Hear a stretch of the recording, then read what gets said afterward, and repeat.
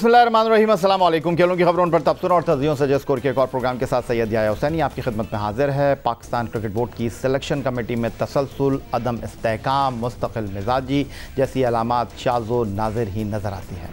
Chief selector की मसनद पर बैठने वाला फ़र्द जिसका गद्दी नशीन बनता है उसके फ़ैसले के बरक काम शुरू कर देता है और ऐसा साल से चलता आ रहा है। पाकिस्तान क्रिकेट बोर्ड की सिलेक्शन कमेटी के मौजूदा सरबराह मोहम्मद वसीम इन तमाम खामियों का एक आला नमूना साबित हो रहे हैं।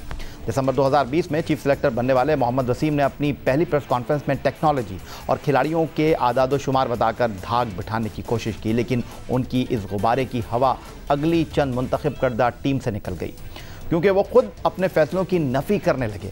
अब नीदरलैंड के खिलाफ वनडे सीरीज़ और यूएई में होने वाले एशिया कप की टीम का इंतखाब बास खिलाड़ियों की सिलेक्शन का न सर है न पैर, और कुछ इन फॉर्म क्रिकेटर्स को यकसर नज़रअंदाज कर देना भी इनकी सिलेक्शन पर सवालात उठा रहा है। और जनाब, पाकिस्तान क्रिकेट बोर्ड की सिलेक्शन के मामला पर गुफ्तगू करने के लिए आज हमारे साथ पाकिस्तान के former test fast bowler Sikandar Bakhsh साहब स्टूडियो में मौजूद हैं, जो माजी में खुद पाकिस्तान क्रिकेट बोर्ड की सिलेक्शन कमेटी का हिस्सा रहे हैं। तो सिलेक्शन कैसे होती है, सिलेक्शन में काम कैसे किया जाता है, यह सिकंदर बख्श साहब प्रैक्टिकली करके आए हैं। तो खुशामदीद कहेंगे सिकंदर बख्श साहब आपको। और सीधा मैं आपसे ये जानने की कोशिश करूँगा कि इत्तेफाक करेंगे आप इस बात से कि सिलेक्शन के बहुत सारे मामलात ऐसे हैं न जिसमें सर है न जिसमें पैर है। किसको टीम में क्यों शामिल किया जा रहा है इसका जवाब नहीं है, किसको टीम में शामिल क्यों नहीं किया जा रहा इसका जवाब नहीं है।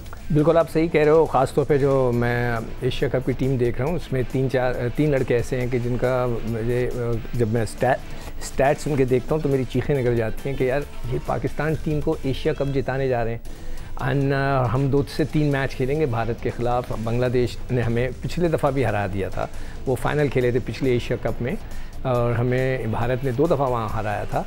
और इस दफ़ा फिर हमारा इन्हीं टीमों से मैच है, बड़ा सख्त मैच होगा। और उसमें आप हारिस को चलो, वो हैदर जो है आखिरी 3 मैचेस में उसके 45, 68 और 31 रन हैं, उससे पहले उसके नहीं थे, फिर उसको फारिग कर दिया गया। इफ्तिखार पाकिस्तान टीम के ऑलराउंडर हैं। ऑलराउंडर का मतलब ये है वो गेंदें भी करेंगे और बैटिंग भी करेंगे। उनके 18 मैच में 1 विकेट है। आसिफ अली सिर्फ मुझे नहीं पता, आई एम वेरी सॉरी जी, मेरी ना उनसे कभी मुलाकात हुई है, ना मेरी ज़िंदगी में उनसे मिलने की ख्वाहिश है, ना मैं मिला। क्या हैं वो, आखिर उनकी क्या परफॉर्मेंस है? अगर एक दफ़ा उन्होंने 1-2 छक्के मार लिए तो क्या वो बहुत बड़े क्रिकेटर हो गए? आप उनकी परफॉर्मेंस देखें कि तकरीबन 39 मैचेस में उनके पास 435 रन हैं। He is a pure batsman, bowling भी नहीं करते और एक भी 50 नहीं है। अब ये लड़के हमें एशिया कप के लिए लेके जा रहे हैं। बेसिक वजह क्या है कि हमने नए बच्चों को कभी ट्राई नहीं किया। जब ट्राई नहीं किया तो हमारे पास कोई बच्चे सामने नज़र नहीं आ रहे कि जिनको हम रिप्लेस कर सकें इन बच्चों को। नीदरलैंड का टूर था, मैं 2 महीने से ये बात कह रहा था कि मैं देखूँगा कि उधर क्या टीम सेलेक्ट होती है। कोई नया लड़का नहीं है, वही लड़के वहाँ जाकर खेल रहे हैं। दुनिया की टीमें जो हैं हल्की सीरीज़ में कुछ बच्चों को ट्राई आउट कर लेती हैं, मगर वो ऐसा नहीं कर रहे। अब मैं माज़रत के साथ ये कहना पड़ेगा, हमारे बड़े अच्छे दोस्त हैं रमीज़ राजा, कि शायद वो अपनी सर्वाइवल की जंग लड़ रहे हैं। अब वो हम तो समझ रहे थे कि वो क्रिकेटर हैं तो आके क्रिकेट को इम्प्रूव करने की। अच्छा, आपने ये सर्वाइवल की बात की, आपने अच्छे दोस्त रमीज़ हसन राजा की बात की। इस वक्त ज़बान ज़द आम जो बात है सिकंदर बख्श साहब, वो ये है कि chairman cricket board Ramiz Hasan Raja साहब हों, चीफ सेलेक्टर मोहम्मद वसीम साहब हों, या पूरा क्रिकेट बोर्ड वो तने तनहा बाबर आजम के पीछे जो है वो छुप रहा है। इत्तेफाक करेंगे आप इस बात से? देखिए, जब से मैंने क्रिकेट खेलनी शुरू की 1975-76 से, जब से मैं ये देख रहा हूँ कि जब टीम का जो भी सुपरस्टार होता था या वो लड़का जो टीम में परफॉर्मेंस देता था, टीम उसके कहने पे चलती थी, टीम उसके कहने पर सेलेक्ट होती थी। जो वो कहता था वो होता था, चाहे वो मुश्ताक मोहम्मद का दौर हो, चाहे वो इमरान खान का दौर हो, वो वसीम अकरम का दौर हो, इंजमाम का दौर, अब ये बाबर आजम का दौर है। वो क्रिकेट बोर्ड जो है ये लड़के चलाते हैं जो कि परफॉर्मर्स होते हैं। आई एम 100% श्योर, मैं I can bet you anything कि इस वक्त भी यही सिचुएशन होगी कि खुदा भला करे, बाबर आजम जो कहते होंगे, जो वो चाहते होंगे, वही हो रहा है। मगर देखिए, रमीज़ राजा, हाँ, जो मैंने जैसे कहा कि वो हमारे साथ बहुत काम कर चुके हैं, हम लोग सब मिलकर कई दफ़ा प्रोग्राम कर चुके हैं, वो बार बार कहते हैं क्रिकेटर आया तो फ़र्क आएगा। क्या मैं उनसे पूछ सकता हूँ कि नीदरलैंड के टूर के ऊपर कोई नए बच्चे नहीं ट्राई हो सकते थे? वो कहेंगे हो सकता है कि वो ये कहेंगे जी एशिया कप के लिए उन्हें प्रैक्टिस के लिए डाल दिया गया है। दुनिया भर की टीमें ऐसा करती हैं। ऑस्ट्रेलिया की टीम जो वर्ल्ड कप खेलने आई थी, अगर या आपको याद हो कि 4 लड़के उनके मेन नहीं खेल रहे थे शुरू की जो सीरीज़ हुई थी उनकी, वो वर्ल्ड कप में डायरेक्ट आकर खेले थे जो उनके मेन प्लेयर थे। भी अगर टाइम होता मुझे ये एकदम से ये चीज़ याद आ गई, मैं निकाल के रखूँगा कि वो 4 मेन प्लेयर जो थे वो खेले, वेट शायद उनकी कप्तानी कर रहा था। और इसी तरह टीमें बनती हैं। फिर उन्होंने जब टीम बनाई तो वो उन चारों को मिलाकर, और जिन्होंने अच्छी परफॉर्मेंस दी थी उनके पास एक पूल ऑफ प्लेयर होता है। हम नहीं करते। इस वक्त रमीज़ राजा अपनी बका की जंग लड़ रहे हैं। अगर एशिया कप में शायद 3 मैच हम इंडिया से खेलेंगे, 1 या 2 मैच बांग्लादेश से खेलेंगे, अगर उधर 19-20 हो गए तो मैं नहीं समझता कि वो सर्वाइव कर सकेंगे। इसलिए कि वो आए हैं इमरान खान साहब की वजह से, वो अब नहीं है पावर में, तो अभी वो सर्वाइव कर रहे हैं जैसे भी कर रहे हैं। और उनका सर्वाइवल ये है कि पाकिस्तान की टीम बाय हुक और बाय क्रुक मैचेस जीते, तो वो सर्वाइव करेंगे। तो यही चीज़ इस वक्त वो कर रहे हैं। हर चीज़ पर तनकीद नहीं होनी चाहिए, तनकीद बराए इस्लाह का फ़लसफ़ा मैं इसका कायल हूँ। लेकिन सिकंदर बख्श साहब, एक चीज़ को तो आपको अप्रिशिएट करना होगा कि आप हसन अली को बिना परफॉर्मेंस के टीम के साथ एसोसिएट कर रहे थे, टेस्ट भी खिला रहे थे, वनडे भी खिला रहे थे, T20 भी खिला रहे थे, लेकिन अब बस हो गई। अब जो उनकी कारकर्दगी है, आपको उनको बाय फोर्स ही सही टीम से अलग करना पड़ा, लेकिन आपने कहा कि हम उनको आराम दे रहे हैं। तो जनाब क्या कहेंगे आप हसन अली को टीम से ड्रॉप करने? देखिए, जब वो हसन अली को श्रीलंका की बात हो रही थी, इस वक्त मैं खुद कह रहा था कि उनको ज़रूर खिलाया जाए, देखा जाए, उनको चांस दिया जाए। वो बहुत ही अच्छे लाइवली क्रिकेटर हैं, मगर हर क्रिकेटर के पास अच्छा और बुरी फॉर्म आती है और चली जाती है। जब मैं 2003 के वर्ल्ड कप में था, इंजमाम उल हक टॉप प्लेयर थे हमारे, उनसे रन्स नहीं हो रहे थे। हॉलैंड के ख़िलाफ़ एक छोटा सा बॉलर, पता नहीं कौन था, उसने आके ऐसी ऑफ स्पिन गेंद की, उन्होंने रोका गेंद, वो गेंद रोल होकर उनके स्टंप्स को लग गई, वो आउट हो गए। वो रो पड़े थे मेरे पास आके, वो देखना चाह रहे थे क्लिप के मेरे साथ हुआ क्या। तो ये चीज़ें चलती हैं हर प्लेयर के साथ। फिर उनको ड्रॉप कर दिया गया था, वो दोबारा उन्होंने कम बैक किया, ये चलता है। इससे पहले हसन को ड्रॉप किया गया था, उन्होंने फर्स्ट क्लास क्रिकेट में बहुत अच्छी परफॉर्मेंस दी, लड़े झगड़े, टीम अपनी फिटनेस को सही किया, दोबारा वापस आ गए। तो कोई ऐसी बात नहीं, आप कहें कि जी अच्छी फॉर्म की वजह से हमने ड्रॉप नहीं किया, ड्रॉप कर दिया, वो जाएंगे खेलेंगे दोबारा फर्स्ट क्लास। वो अच्छा, एक बड़ा इंपॉर्टेंट सवाल सिकंदर बख्श साहब जो आपके सामने मैं रखना चाहूँगा। आप बड़े क्रिटिक रहे हैं शान मसूद के, लेकिन जब शान मसूद अच्छी कारकर्दगी का मुजाहरा कर रहे हैं तो आप उनके लिए आवाज़ भी उठा रहे हैं। एक ही लॉजिक पेश की जा रही है शान मसूद को टीम से अलग करने की। कप्तान बाबर आजम कहते हैं कि जी हम कॉम्प्रोमाइज़ नहीं कर सकते। कप्तान बाबर आजम कहते हैं कि जी शान मसूद तो नंबर 1 पर खेलते हैं, तो हम उनका बैटिंग ऑर्डर चेंज नहीं कर सकते। और इस वक्त बैटिंग ऑर्डर में टॉप ऑर्डर अच्छा परफॉर्म कर रहा है, मान लिया चलें। चीफ सेलेक्टर भी यही राग अलाप रहे हैं कि जी जगह नहीं बन रही। लेकिन आप ये भी तो अंडरस्टैंड करें कि शान मसूद अपने आप को प्रेजेंट करने के लिए तैयार हैं, किसी भी नंबर पर खेलने के लिए तैयार हैं। ये रिजवान बचपन से थोड़ी इनिंग का आगाज़ कर रहे हैं, बाबर आजम बचपन से थोड़ी इनिंग का आगाज़ कर रहे हैं। आप जब इन लोगों को टॉप ऑर्डर में खिला रहे हैं तो टॉप ऑर्डर वाला मिडिल ऑर्डर में खेलने के लिए तैयार है। तो ये डबल स्टैंडर्ड नहीं है? देखें, डबल स्टैंडर्ड हमेशा हमारे पास रहे हैं, चाहे वो पॉलिटिक्स हो या पाकिस्तान के क्रिकेट। ये 2 बड़ी चीज़ें हैं जो हमारे माशरे में चलती हैं। या तो लोग पॉलिटिक्स देख रहे होते हैं या क्रिकेट देख रहे होते हैं, और कुछ नहीं होता। हम देखते हैं जो ट्रेंड उधर चल रहा है वो ट्रेंड इधर ही चल रहा है। जो फेवरेट्स हैं उनको फेवर की जाती है। शान मसूद आजकल अच्छी फॉर्म में थे, राइट। मेरे ख्याल से उनको यहाँ नहीं बुलाना चाहिए था। वो काउंटी में रन्स कर रहे थे, खेल रहे थे, उनको वहाँ खेलते रहने देना चाहिए था। अगर बुलाया था तो खिलाना ज़रूरी था। अब मुझे नहीं पता उनको क्यों बुलाया गया, वापस वो आ गए। तो अब आप बिल्कुल सही कह रहे हो, जो नीदरलैंड की टीम है उसके अंदर उनको मिडल ऑर्डर पे ट्राई करके देखा जा सकता था। भाई वो पाकिस्तानी प्लेयर है, अब अच्छी फॉर्म में है, अच्छी निक में है, तो आप उसको क्यों नहीं ट्राई करते? नहीं किया आपने। अब उनके लिए तो अब अगर आप सोशल मीडिया की बात करेंगे तो उसमें ये भी चल रहा है कि जी वो he can be a captain material, ठीक है, मगर अभी कोई उनकी जगह नहीं ले रहा है हमारे जो टॉप प्लेयर्स हैं उनकी। तो उसको खिलाना चाहते तो वो खिला सकते थे, मगर कोशिश ही नहीं की गई। और वो टैलेंट अगर 1 आधा साल नहीं खेला तो ज़ाया हो जाएगा। और मैं हमेशा इस बात पे बिलीव करता हूँ कि जो लड़का जिस वक्त रन कर रहा है उस वक्त उसको खिलाया जाए। जैसे कामरान गुलाम ने पिछले साल एक रिकॉर्ड कायम किया फर्स्ट क्लास क्रिकेट में। अगर आपने खिलाना था तो उस वक्त खिलाकर उसको देख लेते। अब 1 साल से वो घर पे बैठा हुआ है, टीवी देख रहा होगा, खाना खा रहा होगा, ज़्यादा जाके प्रैक्टिस कर रहा होगा। अच्छा, आपने कामरान गुलाम की बात की। सऊद शकील को हम लेके ट्रैवल कर रहे हैं, उनको इंग्लैंड के खिलाफ खिलाया, उनको ऑस्ट्रेलिया के खिलाफ खिलाया। अब आपने दूध में से मक्खी की तरह निकाल कर उनको बाहर कर दिया है। और आगा सलमान जिनको आपने श्रीलंका में टेस्ट डेब्यू कराया, अब आपने उनको वनडे टीम में भी रख लिया है। तो ये क्या है सर? वही तो बात है कि आप किसको फेवरेट्स आपका है, कौन आपको पसंद है, ये ज़रूर आता है। इसमें मैं आपको ये बता दूं, ये सिलेक्टर का काम नहीं होगा। ये या तो इन लड़कों का होगा जो टीम चलाते हैं, या ये भी हो सकता है कि सेलेक्टर या चेयरमैन साहब को कोई बहुत बड़ी ऐसी कोई बात पसंद आ गई हो, जैसे कि वो हारिस के लिए पसंद आ गई थी कि जी इसको खिलाना ही खिलाना है, हमें एक बहुत बड़ा टैलेंट मिल गया है, जो कि फ़ेल हो गया बेचारा बच्चा। वो है इसमें टैलेंट, मगर वो कुछ ज़्यादा ही एक्साइटिंग है, तो थोड़ा उसको कंट्रोल करना पड़ेगा। तो इन दोनों के साथ भी यही है। अब अचानक सलमान आगा है ना नाम उसका, आगा सलमान अचानक बहुत फेवरेट हो गए हैं, और वो मैं देख रहा हूँ कि उनको बहुत ज़्यादा चांसेस मिल रहे हैं एज ऑफ स्पिनर। वो समझे जाते हैं कि बहुत ज़बरदस्त हैं। उन्होंने एक 50 भी किया श्रीलंका के ख़िलाफ़, जो अभी हमने सीरीज़ खेली, तो उनको अब ज़्यादा फेवर किया जा रहा है। तो वो जो सलाउद्दीन बच्चा था वो वहीं का वहीं रह गया, जो दूसरा था, सॉरी क्या नाम था उसका, उस्मान सलाउद्दीन, वो वहीं का वहीं रह गया। उस बेचारे को बग़ैर खिलाए, जैसे कि जाहिद महमूद अब जाएंगे दोबारा हॉलैंड, अब तक वो 6-7 टूर कर चुके हैं बग़ैर मैच खेले। अब बस उसको खामोश कर दिया जाता है कि जी हम आपको साथ ले जा रहे हैं, यार अगर लेके जा रहे हो तो भाई खिला दो। अब इसी तरह हॉलैंड के जो सीरीज़ हो रही है इसमें हारिस को लिया जा रहा है एज अ विकेट कीपर। मैंने देखा था पीसीबी का जो वेबसाइट पे WK लिखा हुआ था, यानी कि he is considered as a second wicket keeper. क्या रिजवान उसको चांस देगा?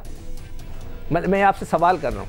बिल्कुल, ये सबसे बड़ी चीज़ है ना। ये कौन देखेगा? ये रमीज़ राजा देखेंगे। ठीक है, Ramiz Raja is the chairman Pakistan cricket board. ठीक है सिकंदर बख्श साहब, ये एक ऐसा टॉपिक है जिस पर हम डेफिनेटली आगे आने वाले प्रोग्रामों में भी गुफ्तगू करेंगे और आपको मदऊ करेंगे। फ़िलहाल एक ब्रेक की तरफ बढ़ते हैं, ब्रेक से वापस आएंगे तो मज़ीद गुफ्तगू करेंगे।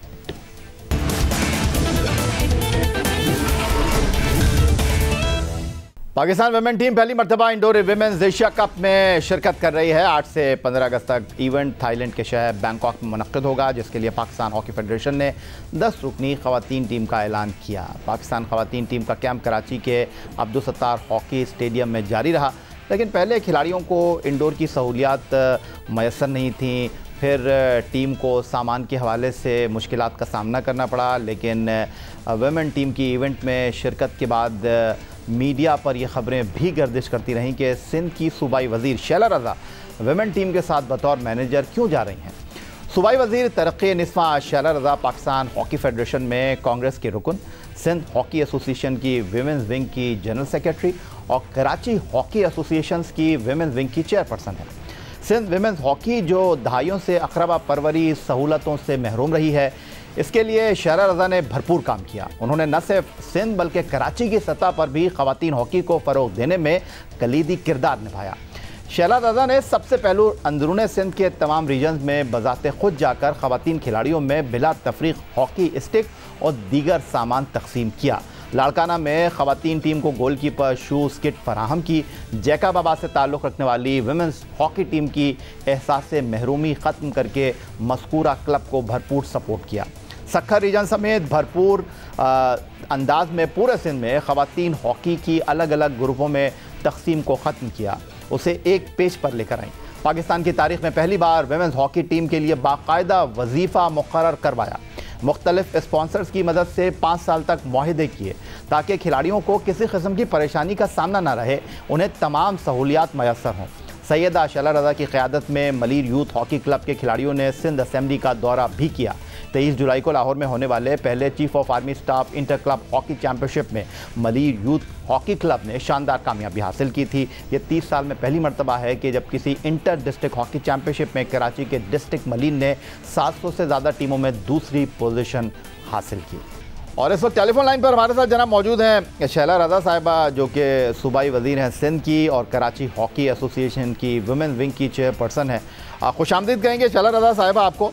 आपके हवाले से हमको तो अच्छे तरह से पता है कि आप खेलों के लिए, बिलखुसूस ख़वातीन हॉकी के लिए और कराची हॉकी एसोसिएशन के लिए किस तरह काम कर रही हैं, लेकिन आपकी एक वीडियो मंजर आम पर आई ट्विटर के ऊपर जिसमें आप बड़ा गुस्सा कर रही थी, जिसमें आप लोगों को आईना दिखा रही थी कि जब कुछ पता नहीं होता तो फिर तबसरा भी ना किया करें। तो मैं चाहता हूं कि आज आपको मौका मिला है तो ज़रा बताइए कितनी तकलीफ़ आपको हुई और कितनी हैरानगी आपको हुई कि लोगों को आपके बारे में पता नहीं कि आप एक सूबाई वज़ीर होने की हैसियत से हॉकी के खेल के साथ भी एसोसिएट हैं, बस लोगों ने बेपर की गुफ्तगू करना शुरू कर दी।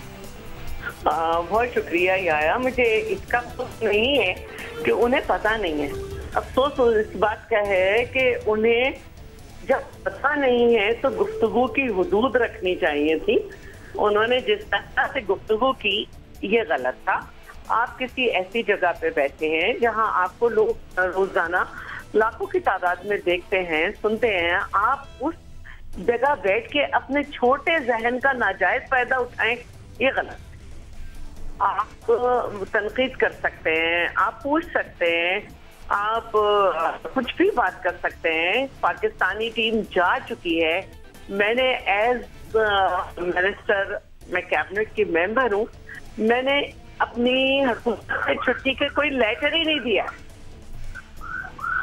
और मैं पाकिस्तान में मौजूद हूँ। और ऐसी ऐसी बातें की गई, यहाँ तक कि साबिक गवर्नर साहब, क्योंकि उन्होंने मुझ पर अटैक किया है, वैसे मैं इस तरह की बातें करती नहीं हूँ, लेकिन कभी कभी जरूरी हो जाता है कि वो खुद FA पास से एक गाना गाया और गवर्नर बन गए। मैं अपनी पार्टी का, वो कह रहे इन्ना लिल्लाह व इन्ना इलैहि राजिऊन, अगर मैं के लिए कर रही हूँ, आपने क्या किया? आप लोग के तो दौरे हुकूमत में और खिलाड़ियों को मुख्तलिफ इदारों से मुंसलिक होते थे, उनका घर चल जाता था, वो घर अपने खेल तवज्जो दे सकते थे। आपकी पार्टी की हुकूमत आई तो आपने वो बंद कर दिया। हमने उसके लिए कोशिश करते रहे और मैं जानती हूँ कि बहुत से लोगों को पसंद नहीं आया होगा ये कि मैं एज मैनेजर भेजा जाए या मुझे मैनेजर बनाया जाए, लेकिन आप मुझसे पूछ तो लें कि मुझे लेटर मिला है या नहीं मिला है, मैं जा रही हूँ या नहीं जा रही हूँ, या आपकी अननोन जराए से पूछ लें कि भाई ये इस काबिल है या नहीं। अच्छा, वो जो शैला रज़ा साहब आपने एक वीडियो अपलोड की ना 2 मिनट की, उसमें मुझे एक बहुत अच्छी बात लगी। वो आपने एक आखिरी जुमला बोला, भाई मैं पैराशूट से लैंड नहीं किया मैंने। आपने कहा कि मसला ये है कि पाकिस्तान हॉकी में इससे पहले भी और दीगर खेलों में लोग जाते रहे हैं, लेकिन मैं नहीं गई। तो मैं आपसे ये जानना चाहता हूँ शैला रज़ा साहिबा कि जो सबसे इम्पोर्टेंट चीज़ है वो लोग ये जानना चाह रहे हैं कि आप जा रही हैं या नहीं जा रही? तो ये कि यही हूँ और मैं इसलिए भी नहीं गई कि सब जानते हैं कि जो मेरे एतराफ़ में कि मेरे हस्बैंड की 6 तारीख को सर्जरी हुई है।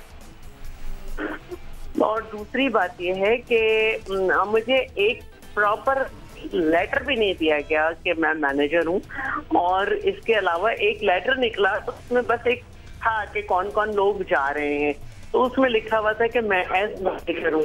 लेकिन बहुत पहले मुझसे तंजीला चीमा ने जब ये बात की थी तो मैंने कहा था कि अच्छा मैं चली जाऊंगी, देखूंगी, लेकिन फिर मेरे हस्बैंड गए और उसके बाद मुझे आसिफ बाजवा साहब बना के गए थे, लेकिन मुझे लेटर तो मिलना चाहिए था ना। तो शैला रज़ा साहिबा ये बता दीजिए कि टीम तो जा चुकी है थाईलैंड, अब आप टीम को ज्वाइन करेंगी बैंकॉक में या नहीं? जी मैं नहीं गई और मेरा इरादा भी नहीं है, क्योंकि जब मुझे ये बनाया गया था तो उसके दिन मुझे एक लेटर मिल जाना चाहिए था कि आपको बना दिया गया है।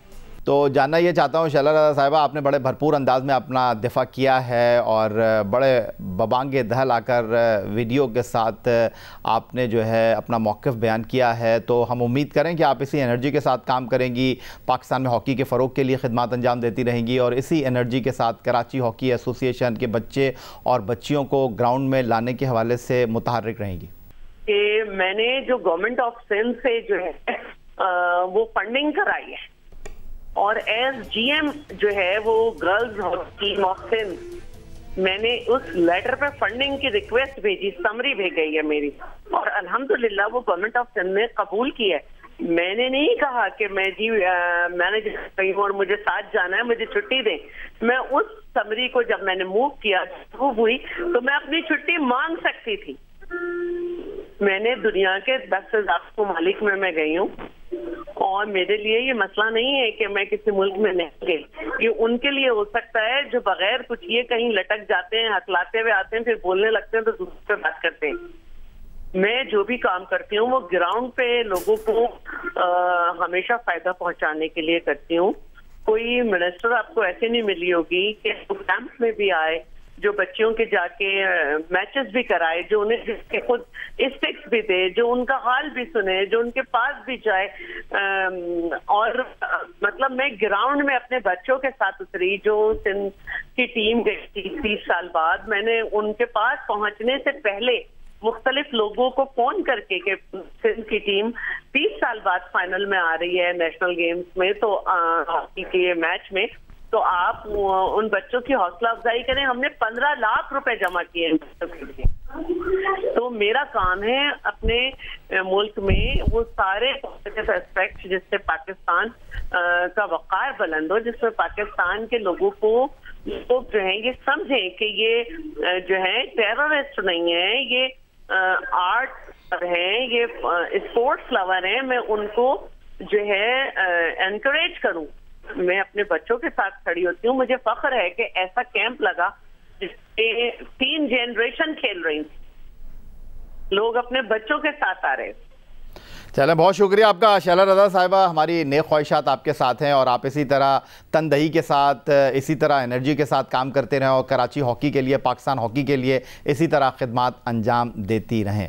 तो ये थी जनाब सूबाई वज़ीर सिंध शैला रज़ा साहिबा, जो कि आज अपने हवाले से गुफ्तगू कर रही थी, जिनके हवाले से ये बात हुई कि जनाब इनको गलत मुंतखब किया गया है। पहले तो उन्होंने कहा कि मैं जा नहीं रही, दूसरा उन्होंने कहा कि मैं पैराशूट से नहीं आई, मैं बाकायदा तौर पर हॉकी के साथ मुंसलिक हूँ, काम कर रही हूँ। यही आज का हमारा प्रोग्राम था। ट्विटर पर आप हमें फॉलो कर सकते हैं, फेसबुक पर हमारा पेज score.geo न्यूज़, जहाँ जाकर आप इस प्रोग्राम के क्लिप्स एक बार फिर देख सकते हैं और आप हमें ईमेल कर सकते हैं, अपनी राय से आगाह कर सकते हैं score@geo.tv पर। इस दुआ, इस उम्मीद, इस तवक्को के साथ कि पाकिस्तान में खेलों खिलाड़ी तरक्की करते रहें। सैयद याहिया हुसैनी को स्कोर की पूरी टीम के साथ अगले प्रोग्राम तक के लिए इजाज़त दीजिए।